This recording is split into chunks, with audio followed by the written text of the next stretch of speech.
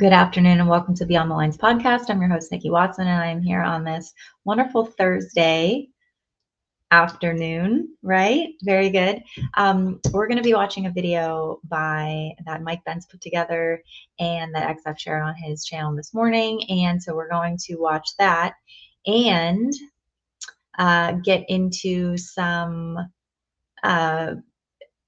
media, what Mike Benz has called media literacy, which is actually something that if your kids go to school or if you're familiar with, the up and coming curriculum and whatnot, media literacy is definitely a buzzword, but it actually is connected to some NGO educational things. But I'm actually optimistic about it. So I don't know how optimistic we are about these classes though, but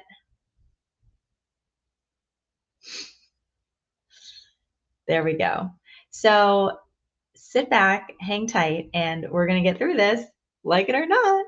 And also, Trump is meeting with Erdogan today. We already saw him in the Oval Office saying that they've been friends for a long time. And even while Trump was in exile, he was still friends with Erdogan. So, let's go for it. We're just going to hit screen share here, and we're going to go for it. So as the Spice Girls say, hang on to your knickers.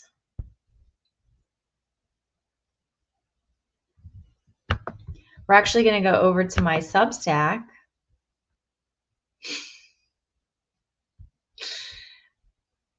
And here we go.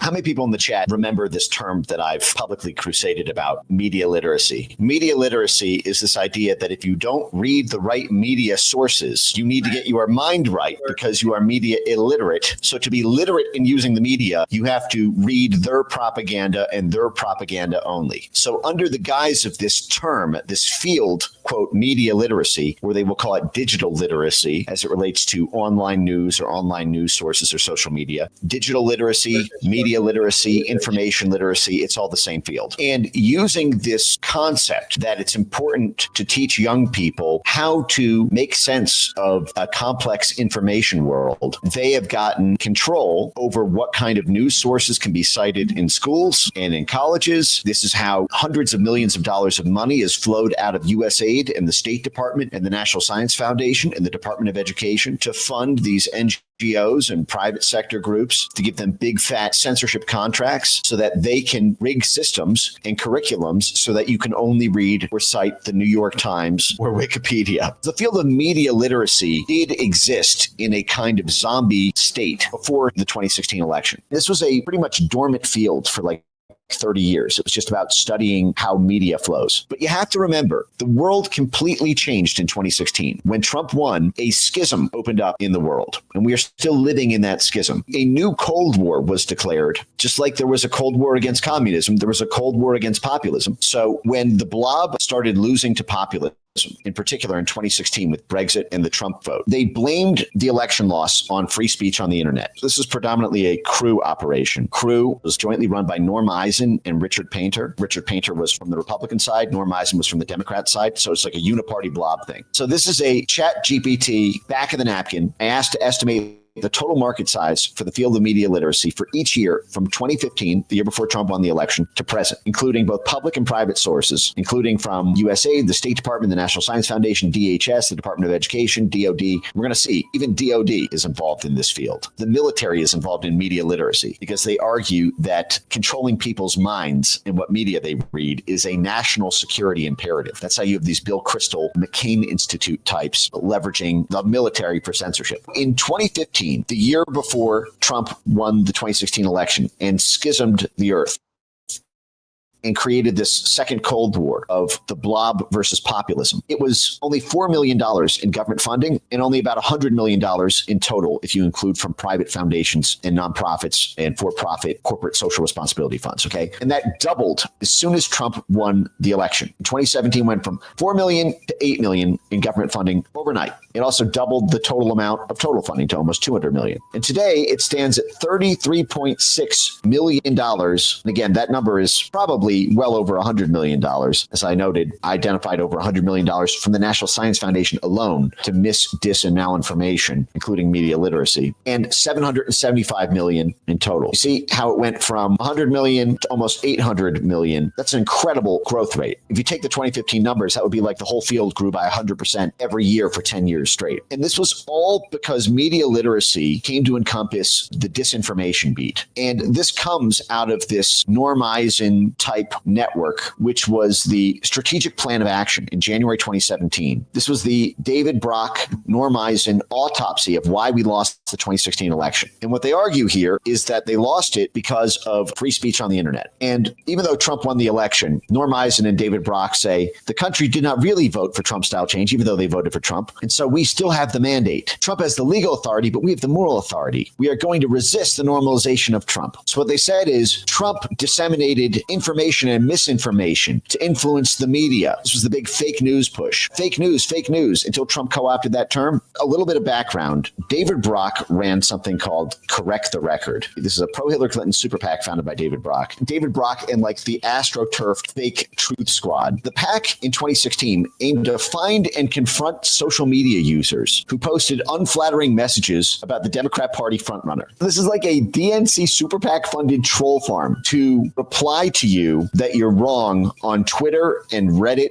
and 4chan. I'm not even joking. This is literally the kind of shit they were doing when they started losing the internet during the 2016 election cycle. The idea was they were losing the internet to Donald Trump. So this super PAC had to be funded to go after Bernie Sanders. And at the time, Bernie Sanders was a lot more brave than he is now, shall we say. He was against open borders. He wanted to cut back military spending. He wanted to cut back U.S. aid spending because he wanted all that money for free healthcare and free college tuition. So he wanted to take it from the military industrial complex and from multinational business subsidies. This was how stressed they were about free speech on the internet supporting Donald Trump. And in January 2017, they say, we will apply lessons learned. Generally speaking, and simply put, Democrats got clobbered in the digital space. Digital programs failed to actively listen and engage the online grassroots universe. So they acknowledged it was grassroots support for Trump. The Trump camp spoke effectively to the grassroots and relied on online channels to disseminate information and misinformation and influence the media. The right colonized Facebook, which has established a virtual monopoly on information distribution. We will adapt to the new reality and we will win. Media Matters will continue its core mission of disarming right-wing misinformation. Here's what success will look like. Serial misinformers and right-wing propagandists from social media to the highest levels of government will be exposed and discredited. Internet and social media platforms like Google and Facebook will no longer uncritically and without consequence host right-wing news sources or influencers. The goal in January 2017 was to get Google and Facebook to kick Trump supporters off of Google and Facebook. Toxic alt-right social media fueled harassment campaigns that silence dissent and poison our national discourse will be punished and halted. And then they went on to say Trump will be defeated either through impeachment or at the ballot box. This is in January 2017. Crew Norm Eisen shop will be taking this on. Trump will be afflicted by a steady flow of damaging information. Trump allies will be forced to step down. We will delegitimize Donald Trump's presidency, stopping fake news and propaganda. This is coming from the propagandists with a propaganda super PAC. They were going after Breitbart. Breitbart at the time was making tens of millions of dollars in online advertising revenue. They were the fastest growing media site in the world at the time in 2017. And again, all this stuff is now banned under media literacy. You can't cite Breitbart in school with media literacy programs. They bragged, for example, about how they led a campaign to stop broadcast media from allowing Trump to do phone interviews. Think about how sick that is. But this is how they were in 2017. They punched people in the mouth for a living, and they'd never been punched back. This was a donor memo, guys. This is how they were soliciting money from donors, bragging about stopping major networks from allowing Donald Trump to speak by phone to them. So again, it was all about the fact that they lost control because of the online ecosystem and controlling the journalism space, controlling the media space. Hence, media literacy became their big push. Over the years, Media Matters has won or assisted in a number of tangible victories. These are the tangible victories, okay? From getting Glenn Beck off cable news to holding 60 Minutes accountable for faulty Benghazi reporting. When Breitbart applied for press credentials, Media Matters was quick to act by advising the credentialing committee that Breitbart violated the requirements. So they stopped Breitbart from getting a press pass to the Senate gallery. They brag about deplatforming. And this is what media literacy does. It deplatforms news. So it can't be cited. It can't be accessed. Media Matters will be vigilant in holding news media accountable for even the slightest bit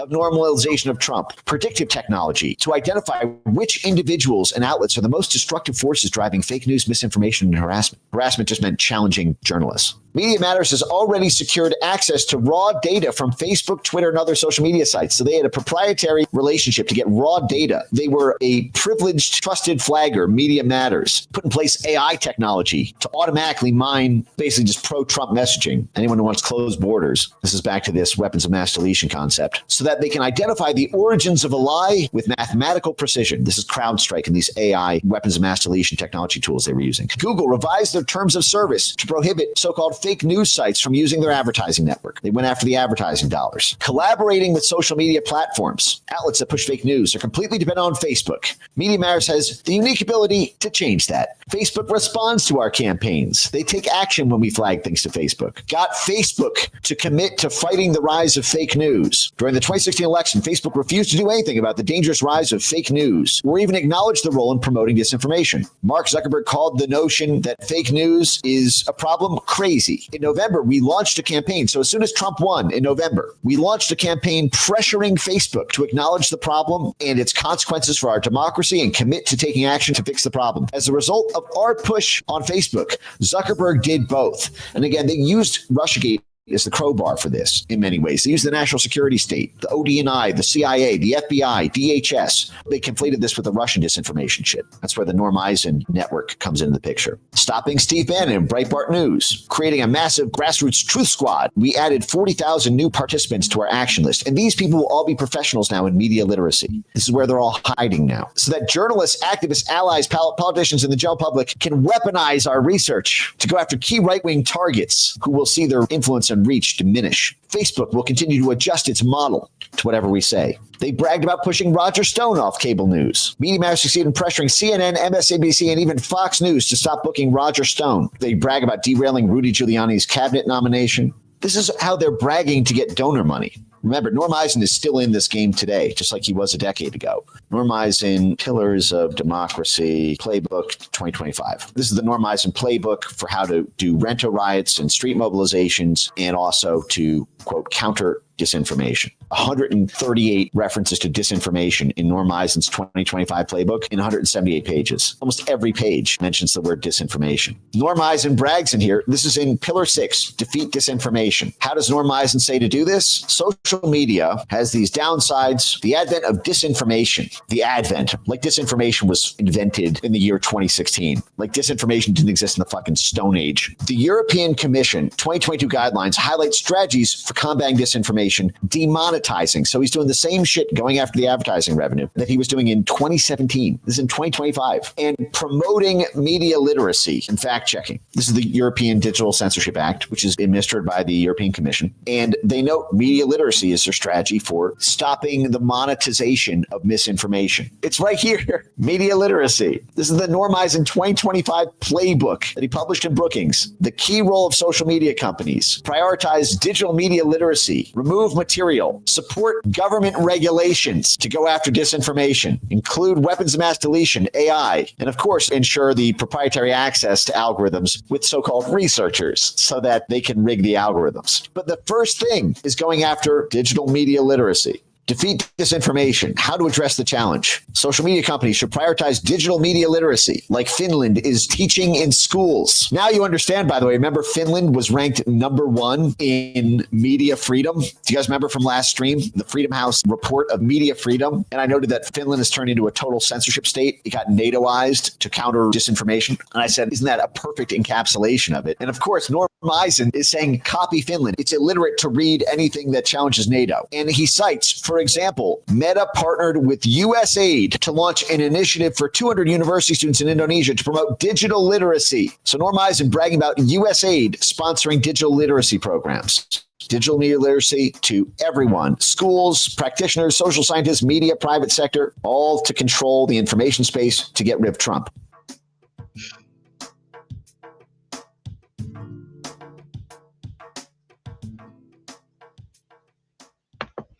All to get rid of Trump.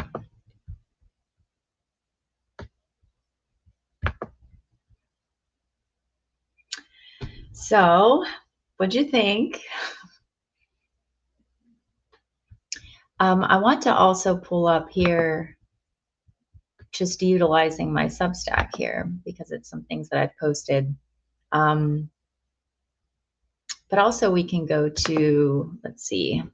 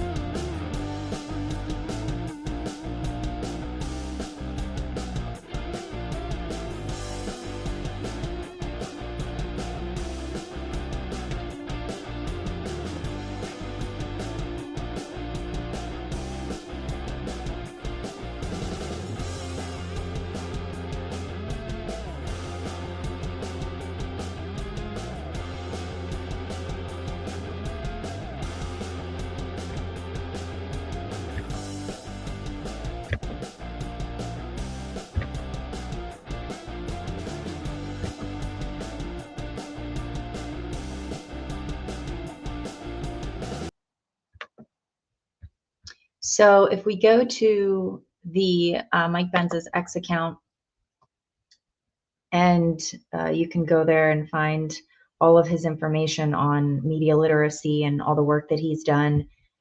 He is the executive director of the Foundation for Freedom Online, and he's a former Trump U.S. State Department official. He has been highly critical of media literacy programs in schools, and he explains it a little bit in this video as to where his concern has come from. And if you go back to what has transpired from 2016 on the predicate of Russia collusion hoax, and I mean, it goes back, the censorship of Americans and the surveillance of Americans goes back before that, but it really kicked off as he explains it in this video. And he also he argues that the programs that are being rolled out in the education system and at colleges, but they're also specializing in embedding in K-12 programs. And if you, I don't know how much parents are aware of the programs that let me just think if we have a I'm trying to think of a program that does, or an NGO that does they have a book for media literacy. For example, oh gosh, let's do this real quick. I can do this real quick for you. Hold on.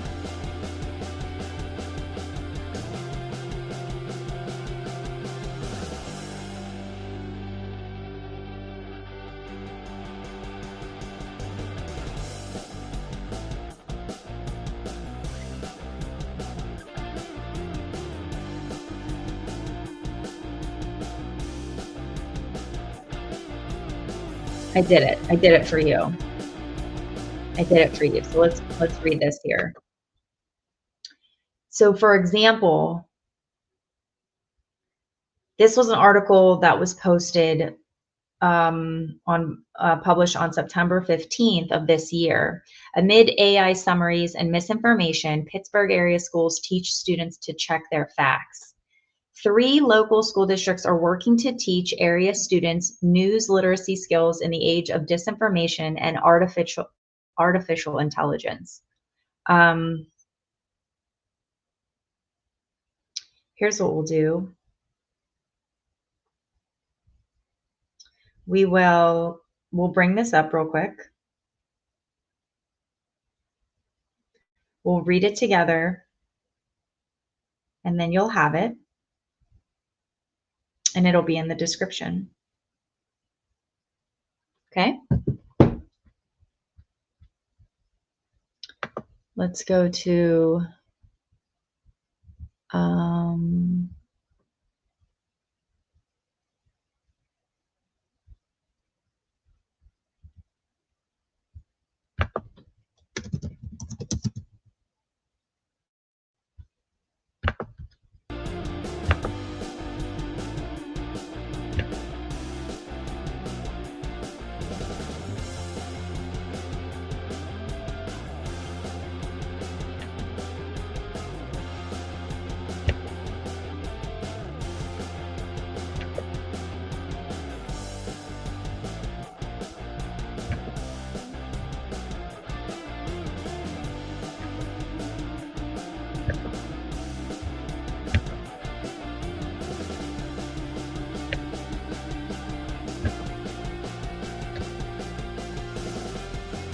all right, so we have this here, right? Okay, amid AI summaries and misinformation, Pittsburgh area schools teach students to check their facts, okay? 3 local school districts, news literacy and skills in the age of disinformation and artificial intelligence. Information has never been more accessible than it is now, but being able to access information, being able to know if what you're reading is credible are not the same thing, said an 8th grade history teacher at one of the schools. She said she wants students to be able to think critically and raise questions about the media they consume. Among the free resources the News Literacy Project offers are lesson plans on fact-checking sources, determining whether an image is AI generated, and how to detect misinformation during breaking news. Right, okay, so the News Literacy Project, that's what I was thinking of, and that's what we're gonna look at real quick. The organization's guides also teach about the algorithms that shape what information social media apps and search engines deliver. So being able to make them realize that maybe the story you're hearing is only part of the story, and there's a whole other world to it if that you're just not seeing, because social media algorithms are pulling you in a different direction.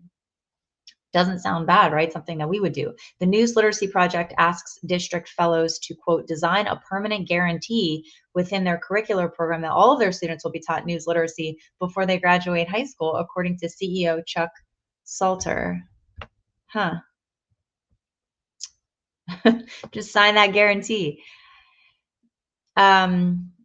So the district superintendent said the fellowship will help the district provide additional tools to teachers so that they can embed news literacy lessons into other relevant courses such as English, social studies, and science. Okay. Yes.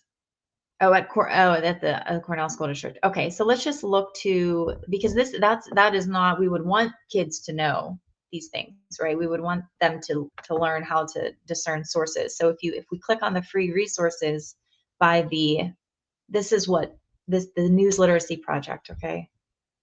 So we're attaching this to what we just learned from Mike Benz, Norm Eisen, these efforts again, and why, what is behind them, right? And it's not all bad. That is why we are optimistic, and because of all the things that we can support to say, like, that where a lot of progress has been made, but the horn is still being blown.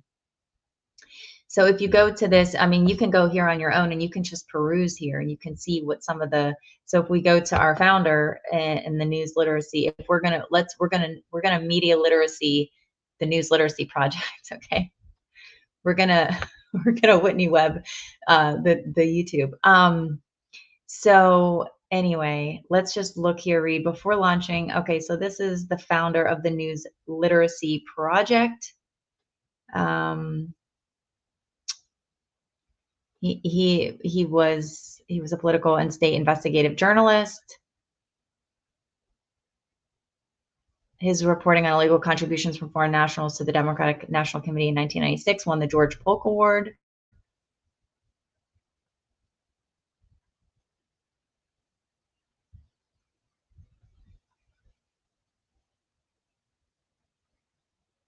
A mission. I mean, right. So how conspiratorial? So all you have to do really is just dig a little bit, probably. Here we go. Okay. Okay. Here we go. How conspiratorial thinking is undermining democracy and what we can do about it.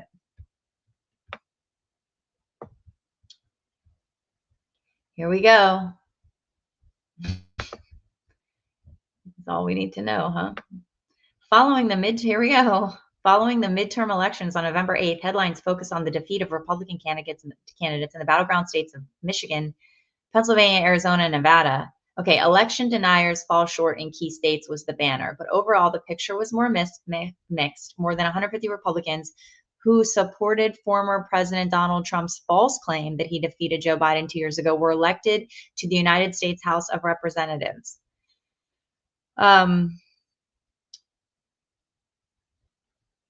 Okay, so before, during, and after Election Day, politicians echoed Trump's message, and the internet was awash in false narratives and viral rumors about specious claims of chicanery and cheating. Okay, election fraud and related ideas were mentioned nearly 600,000 times on social media. Polls show that despite all evidence to the contrary, more than 2/3 of Republicans and 1/3 of all Americans still suspect election fraud or believe that Trump was the real winner in 2020. So, here, election denialism.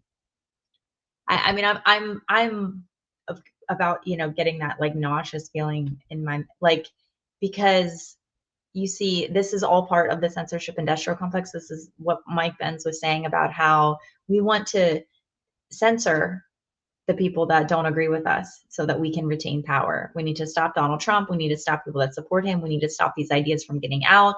So we're going to do that through censorship, but we're going to do it through the predicate of disinformation, misinformation, malinformation.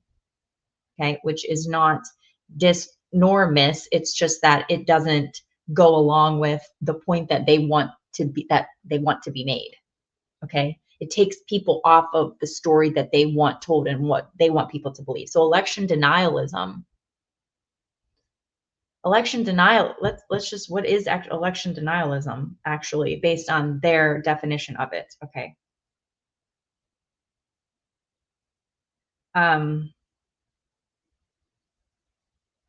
Let's just for fun. Just for fun. What is the election denialism? This article was from 2022. Okay.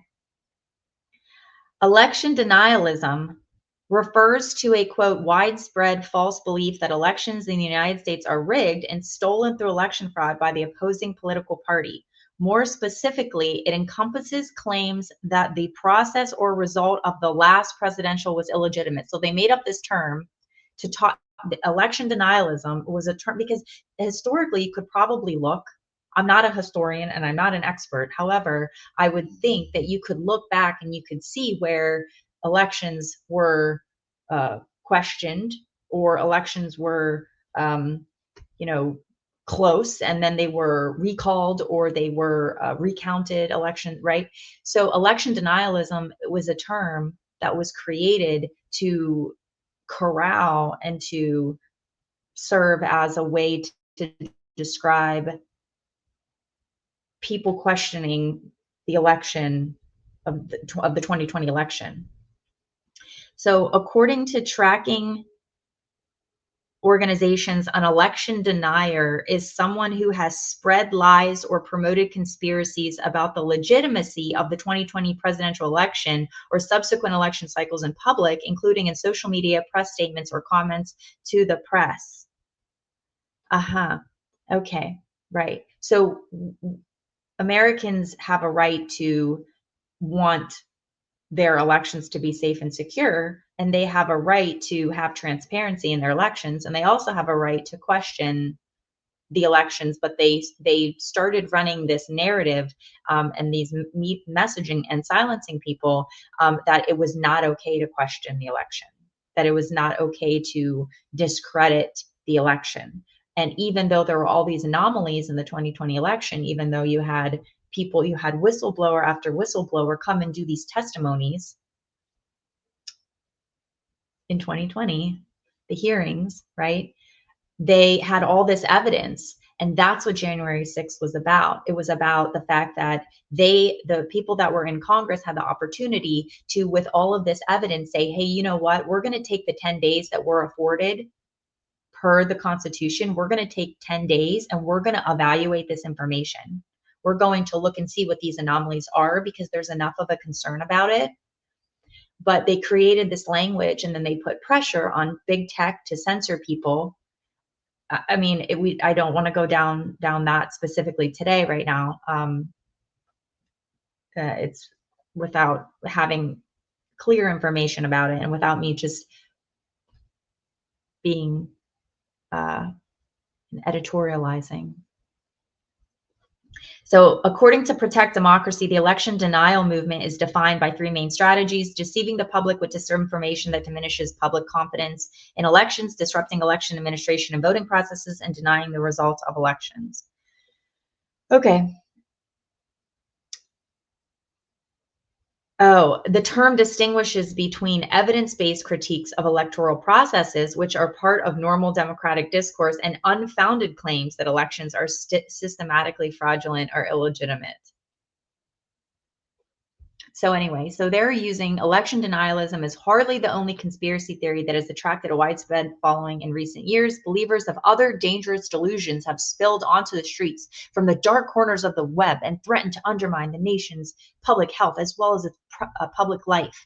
These beliefs are often intertwined or self-reinforcing. Wow, this is in his article that he wrote. This is the CEO of the media literacy of the company. Millions of Americans are convinced that a shadowy network of powerful officials and Hollywood entertainers not only is secretly running the country through the deep state, but is also engaged in sex trafficking of young children, a belief that has evolved into the conspiracy theory and movement known as QAnon. I mean, and then it goes on and on. So this is all BlueAnon, basically. And so let's just get out of here for a second, okay? But this is the reason we're here, is because we are media literacy, the News Literacy Project, okay? We are media literacy in the media literacy people, okay?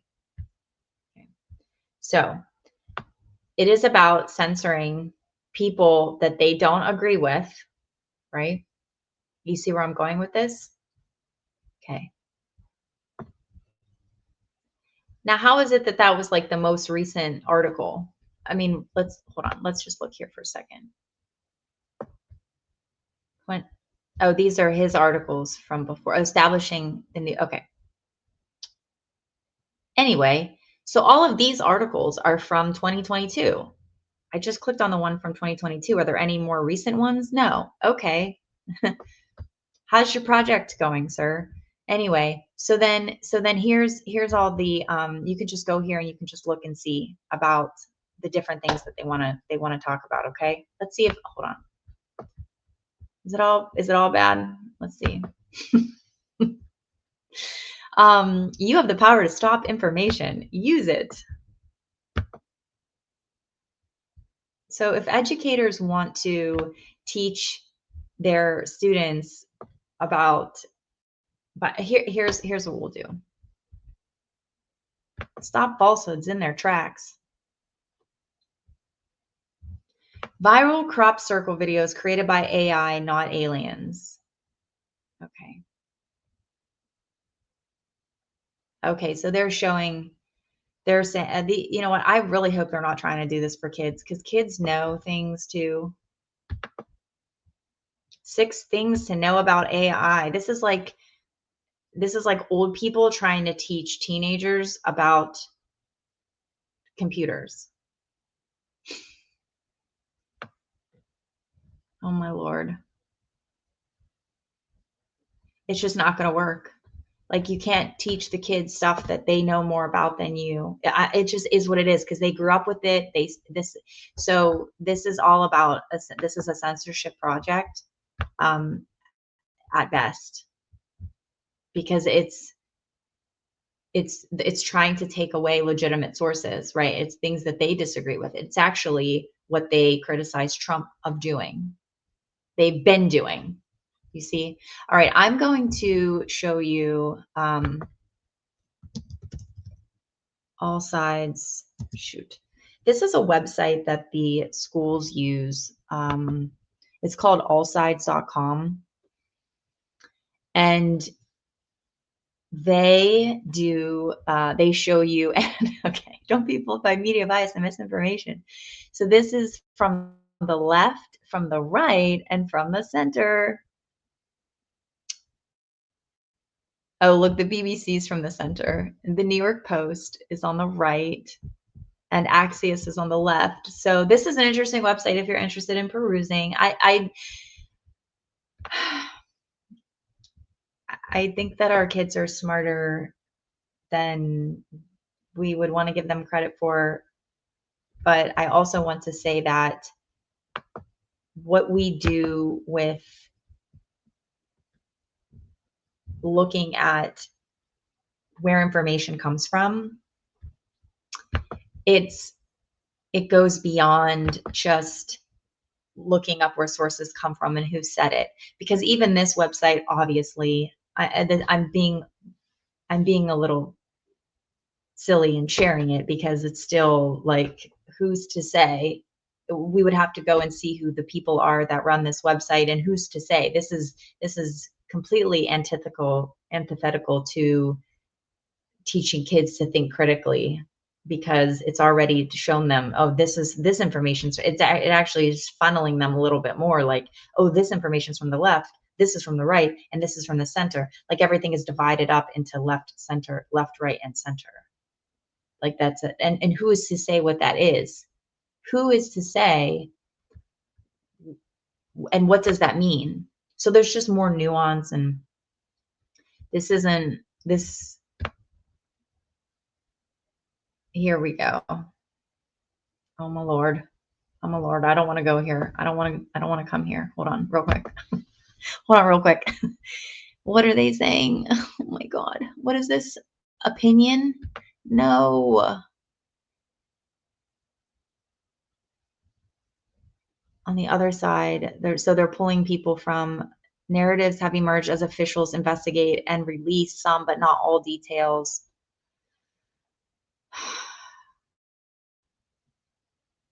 Oh no. Speculate.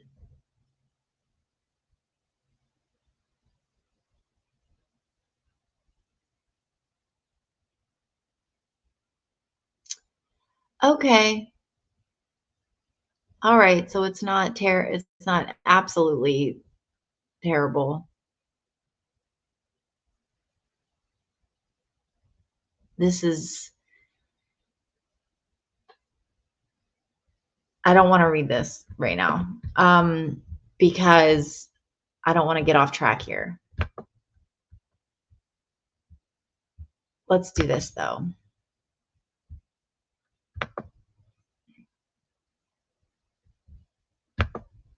Play my music.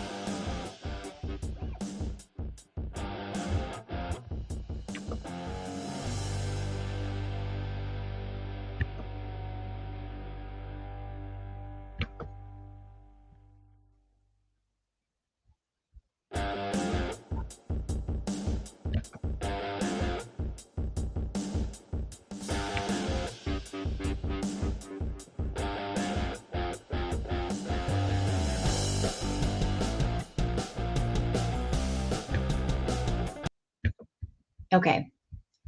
So in conclusion to the News Literacy Project and how it's and taking what Mike Benz has said and then and then sharing. I think that if you're interested in this, you should rewatch that video by Mike Benz, and then go to Mike Benz's X account and go through some of the information and all the things that he shares about the censorship industrial complex and the work that he has been doing to expose what has been going on. And it has the Twitter files as well, where if it all came out. I mean, Elon Musk, that was the turning point, as Benz describes, when it wasn't, all hope wasn't lost, essentially, and it really turned the tide on information and people's access to it, but then people being able to be allowed to speak and be in the public space. So that's why it's super strange to watch Heather Cox Richardson, to go into the cesspool of Substack, to hear the Blue Anon and the liberal propagandists talk about censorship. And everybody's so upset about Jimmy Kimmel, when what do you think has been going on for the last decade, in addition to what is still going on? I think that with the defunding of USAID and these programs having less teeth, and the efforts from the federal government, from the executive branch, that all things are heading in a better direction. And so Mike Benz clearly reveals all of these things so well, but then also, if you are interested, you have kids, it is important to teach our kids the actual, to teach how to look at things. And I am not super concerned about it personally. I think that most people understand and see, and they can do a little bit of, they know who is saying what and why. We are in the Trump era, and a lot of the media is pro-Trump or anti-Trump, and kids get it. It is well established in the zeitgeist, if you will, and kids know when things are either real or not real. I still have conversations with my kids where I completely disagree with their angle on things, but then other times they say things that I'm like, oh yeah, that does make sense, or they have more of an intuitive perspective. But I will also say that where I would contribute to media literacy are people within the echo chambers and within the ecosystems of the alt media, because we pretty much know the bigger ones right here. But when we're getting our information about war and about politics and about digital currency, right? We have all of these different spheres of what we would say is like alternative media. And we need to be having the same amount of discernment when it comes to those things, and who's saying what and why are they saying, or somebody pops up on in front of you, that's being advertised to you on YouTube, like, where are they coming from? And you may agree with some things that they say, but oftentimes it's rooted in also Trump derangement syndrome. So there's a lot of criticism that goes on in the pro-Trump media sphere. And so when the Hag Richardson talks about fractures in MAGA, there are disagreements because it's a big tent. Not everybody's on the same page about different things. Everybody has different ideas about election integrity, about what the party platform is, what's most important to certain people. That's why you have the MAHA movement, right? That's why you have Tulsi Gabbard brought in, because those things are really important, because of the loss of trust in institutions. What do you think the public disclosure is about? Why are Democrats now talking about release the Epstein files? They're making billboards. They're fundraising to make billboards, right? It's just so crazy. And hearing the people talk about, and with the Tylenol and all this stuff that just came out here. And I saw somebody post on Facebook who I know in real life, I've talked about this before in one of the past episodes, is saying like, this, just so upset and mad and pissed off about Trump and everything. And like, this is all stupid ideas by stupid people, you know. And it's like, yeah, like we thought that about like Fauci, right? I mean, that's where this whole, you know, that was part of the Great Awakening there, where people were like, what, like we're not going to do this, like, well, what is going on, right? And then you had the main establishment narrative on all the media channels, on that's everybody got kicked off of Twitter. You guys were there. Everybody got kicked off of Twitter and Facebook and censored and silenced for questioning. So anyway, let's go to this that I'll share here on my Substack. Right here we have Google admits censorship under Biden, promises to end bans of YouTube accounts of thousands of Americans censored for political speech. Today, thanks to the oversight of Chairman Jim Jordan, Google commits to offer all creators previously kicked off YouTube due to political speech violations on topics such as COVID-19 and elections an opportunity to return to the platform. Oh. Google also admitted the following to the House Judiciary Committee. The Biden administration pressured Google to censor Americans and remove content that did not violate YouTube's policies. The Biden administration's censorship pressure was unacceptable and wrong. Public debate should never come at the expense of relying authorities. The company will never use third-party fact checkers. Europe's censorship laws target American companies and threaten American speech, including the removal of lawful content. And if you go to my page, you can click on the Judiciary House Committee. You can see it right there. Huh. Interesting. So I guess for them to admit that they did this, they'd have to admit that they did this, that this happened. So when people want to talk about that, like, you know, when people want to talk about, you know, censorship now, oh, they're censoring Jimmy Kimmel because he said something absolutely ridiculous in the wake of Charlie Kirk's public assassination. Like, just stop your shit. And then he came back, and now he did, I'm not playing it because I don't have it ready, but he did this whole where he's just verklempt. And he just, even people that disagree with him are standing up for him in a way of like that he has the right to, and he mentioned Tucker Carlson, he mentioned Candace Owens, and even Ted Cruz. I don't know where he's going with this one, but it sounds like, Jimmy, maybe the MAGA crowd isn't all that extreme after all. Is that what you're saying, Jimmy? Is that what you're saying? You can look it up. Go to Jimmy Kimmel's most recent monologue. Okay. So this is here, and then the full letter from Google, if you read it, this is, this is the whole page on,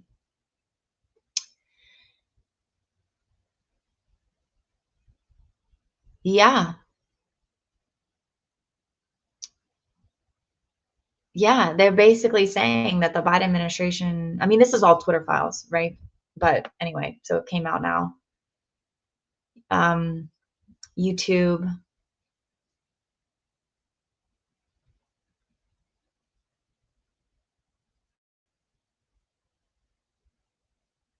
Wow.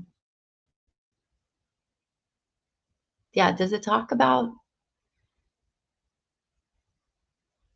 Oh, YouTube's current approach allows a wide range of content regarding COVID-19 and elections. While the reliance on health authorities in this context was well-intentioned, the company recognizes it should never come at the expense of public debate on these important issues.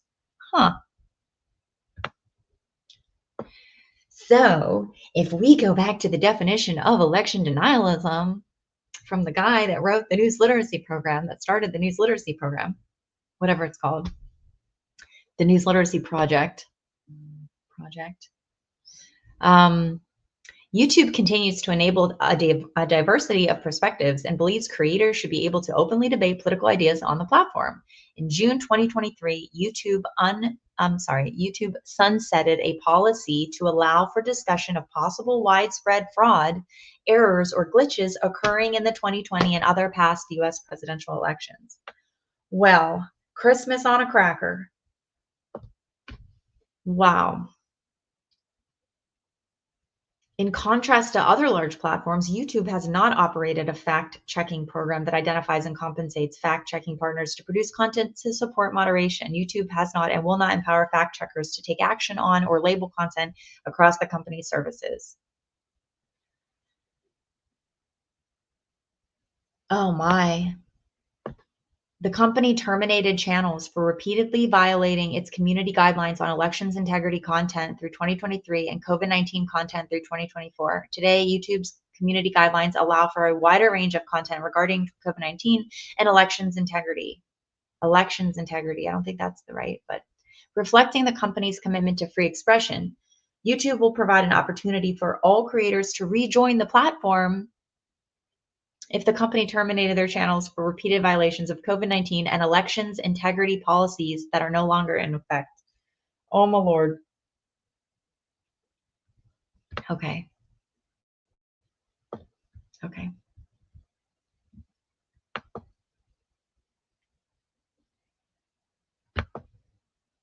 So I guess it did happen then, guys. Okay. It wasn't a fever dream. And to Richardson and all y'all out there, I don't know how much more we can, and here's the thing too. Here's what we'll do. Before I do that, I'll just say this real quick. Let me share this.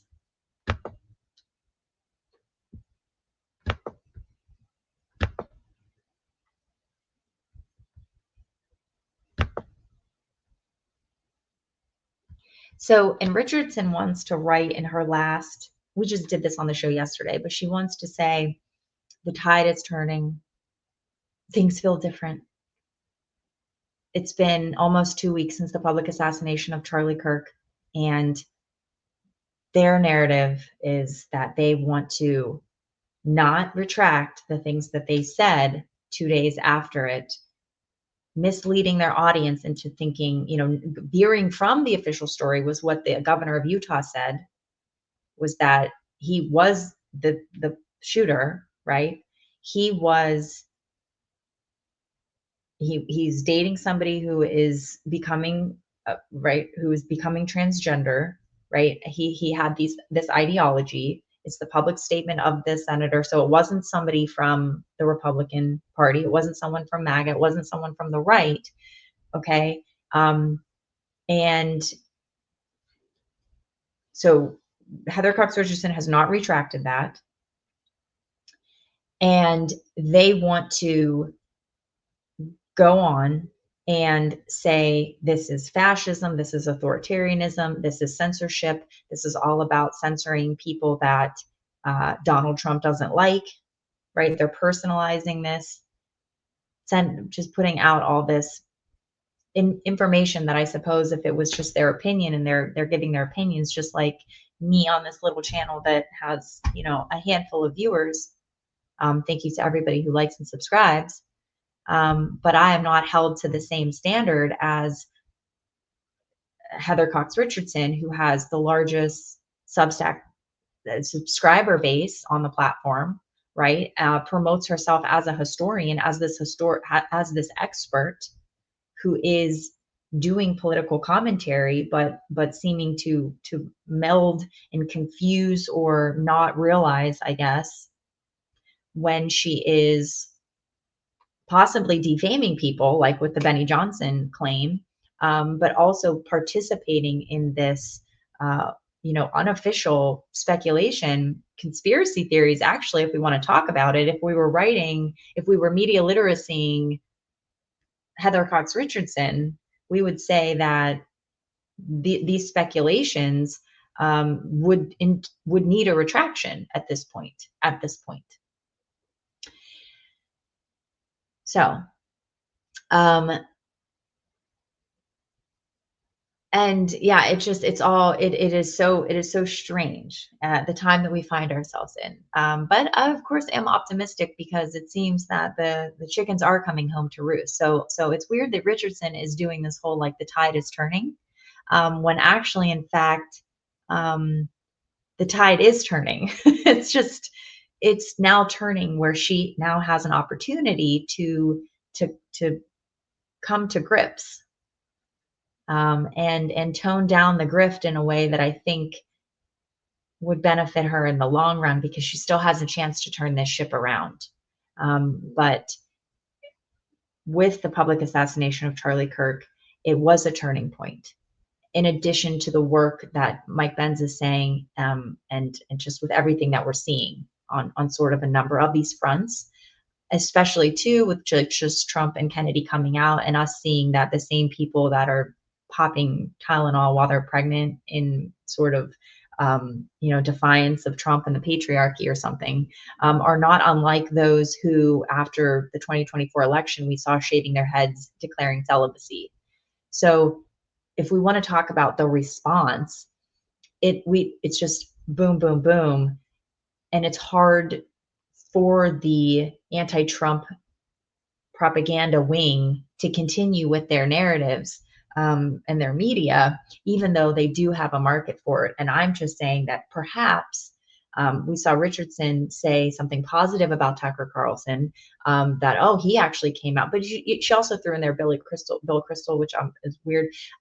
But in the same way that Richardson was saying, oh, actually, like Tucker Carlson, even somebody who is right wing, is coming out in defense of free speech and not censorship, is the same way that we see Jimmy Kimmel now standing up there in tears saying, I did not mean to say anything negative about that young man. That's wonderful that he said that, I mean, if he means it. But then he also then said, oh, these people that I didn't expect to come to my, not my defense, but who don't agree with me. Yeah. Yeah.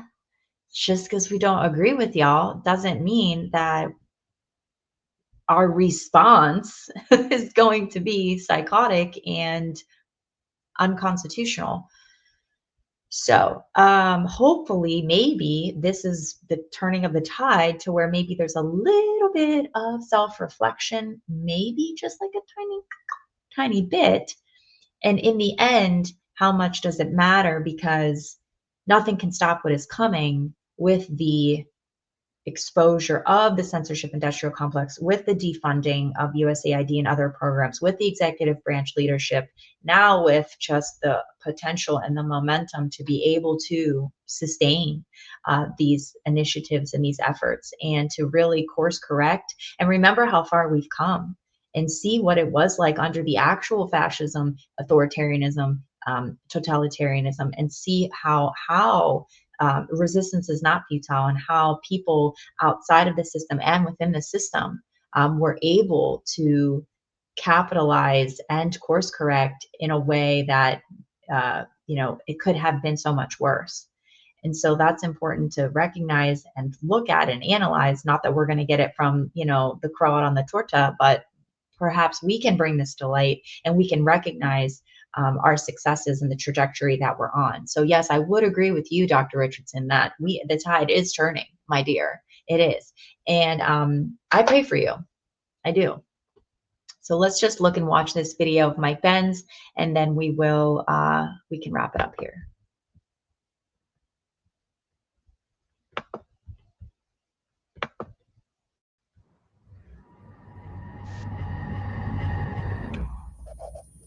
I began my journey into chronicling the censorship industrial complex. Some of the most terrifying conversations I've had with some of my dear friends who work inside CIA. And their jobs is to go to other countries, get involved in elections, protests that will help overthrow a regime. It's no secret at this point, the CIA has been doing that for years, for decades. But the most terrifying conversations I've had are the ones where they would look to me and say, my God, like the 2020 election, We're doing to our people what we do to others. CIA, the other intelligence agencies were exposed with projects like Operation Mockingbird.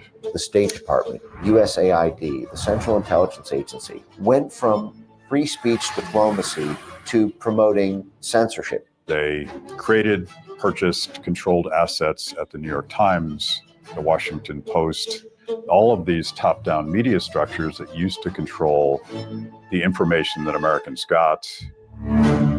I pulled into the driveway, opened up my garage door, and these two gentlemen come out of a blue sedan with government license plates. And they came up to me and said, "You're Mr. Solomon?" And I said, "Yes." And they said, "You're at the tip of a very large and dangerous iceberg." Oh, yeah. The FBI sent agents over to my home to serve a subpoena. They're questioning me about my tweets. How is that not chilling? Our whole page on Facebook for the Seventh-day Adventist World Church was removed. The level of censorship that we experienced from publishing this documentary was beyond anything I could have imagined. And we really didn't even understand why. We are going to win back the White House. Russia collusion story broke in fall of 16. That's where the big lie first erupted. Russian operatives use social media to rile up the American electorate and boost the candidacy of Donald Trump. That's why they went after Trump with the Russiagate and with the FBI probes and with the CIA impeachments and things like that. My FBI sources told me there's nothing there. And I kept wondering to myself, how could it be that something that's not true be taken so seriously and be portrayed as true? How do you expand sort of top-down control in a society? How do we flip? How do we invert America? The evidence that the Supreme Court recounts is bone-chilling. The federal government would call a private media company and say, cancel this speaker or take down this post. I mean, just think about this. A sitting president of the United States had his Twitter and Facebook accounts frozen.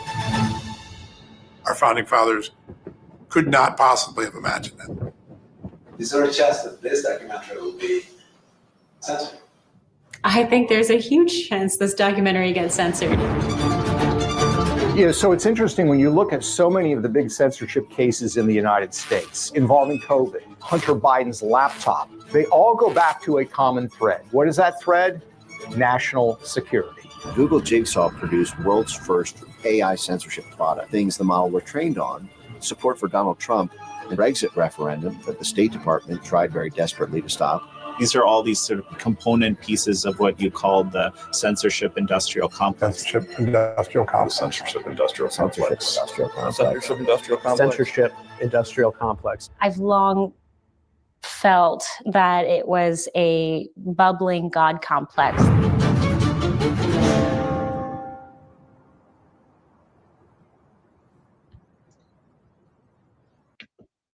Well, and there you have it. There you have it. Okay. Well, we are right on track here, right on time. So thank you so much for hanging out with me today, and I will catch you next time.